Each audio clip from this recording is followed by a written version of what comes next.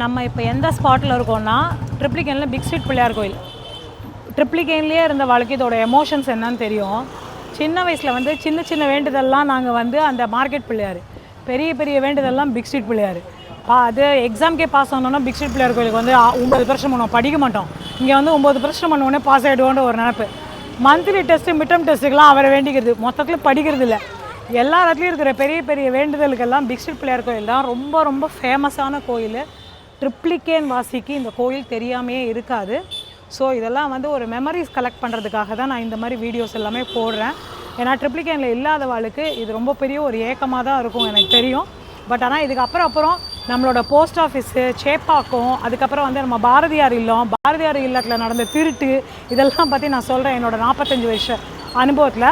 So big street Pillaiyar வந்து actually ரொம்ப சக்தி வாய்ந்த விநாயகர் இவர். நம்ம யாராவது இந்த சைடு வந்தீங்கன்னா கூட பிக் ஸ்ட்ரீட் பிள்ளையார் சேவிச்சு